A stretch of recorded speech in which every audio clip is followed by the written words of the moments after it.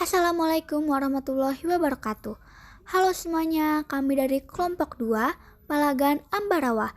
Saya Aldrisa Netanya, di sini saya bersama Erlan Ivandaris dan Nirvani Ramadaina. Pertama saya akan membahas latar belakang. Peristiwa ini dimulai dengan insiden yang terjadi di Magelang sesudah mendaratnya Brigade Artileri dari Divisi India ke-23 di Semarang, yang dipimpin oleh Brigadir Jenderal Battle pada tanggal 20 Oktober 1945. Brigade tersebut bertugas mengurus tawanan perang dan berjanji tidak akan mengganggu kedaulatan Republik Indonesia. Pemerintah Republik Indonesia memperkenankan Brigadir Battle untuk mengurus tawanan perang yang ada di penjara Ambarawa dan Magelang. Ternyata pasukan sekutu diboncengi oleh Nica dan mempersenjatai para bekas tawanan itu. Maka pada tanggal 26 Oktober 1945, pecahlah insiden di Magelang yang berkembang menjadi pertempuran TKR dan tentara sekutu.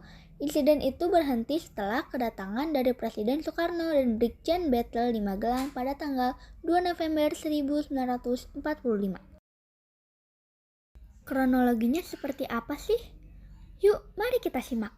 Peristiwa ini dimulai dengan insiden yang terjadi di Magelang sesudah mendaratnya Brigade Artileri dari Divisi India ke-23 di Semarang, yang dipimpin oleh Brigadir Jenderal Battle pada tanggal 20 Oktober 1945.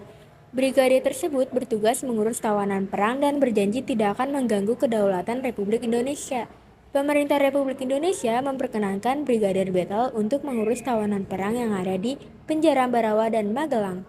Ternyata pasukan sekutu diboncengi oleh Nica dan mempersenjatai para bekas tawanan itu.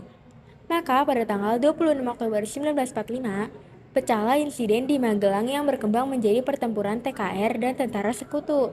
Insiden itu berhenti setelah kedatangan dari Presiden Soekarno dan Brigjen Battle di Magelang pada tanggal 2 November 1945.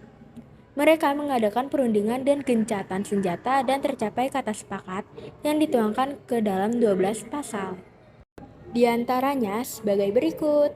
Yang pertama, Pihak sekutu tetap akan menempatkan pasukannya di Magelang untuk melakukan kewajibannya melindungi dan mengurus evakuasi alias Prisoners Wars and Interners atau APWI, tawanan perang dan interniran sekutu. yang kedua, Jalan Raya Magelang, Ambarawa terbuka bagi lalu lintas Indonesia, sekutu. dan yang ketiga. Aktivitas Nica tidak akan diakui sekutu dalam badan-badan yang berada di bawahnya. Oh iya, ini juga termasuk isi perundingan loh. Setelah ada pasal tersebut, ternyata pihak sekutu justru ingkar janji. Sekutu memanfaatkan kesempatan dan kelemahan dalam pasal-pasal itu untuk menambah jumlah pasukannya di Magelang. Tokoh-tokohnya ada apa aja sih? Yuk kita cari tahu. Tokoh-tokohnya yaitu Kolonel Sudirman, Letkol Isdiman, Letkol Sarbini Marto, Gatot Subroto, Kolonel GPH, dan Kapten Surono. Dampaknya apa ya?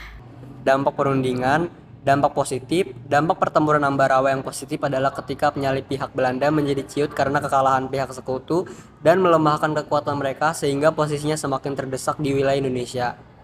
Pasukan militer dan pejuang rakyat Indonesia berhasil dalam upaya memukul mundur pihak sekutu dan Nica ke Semarang.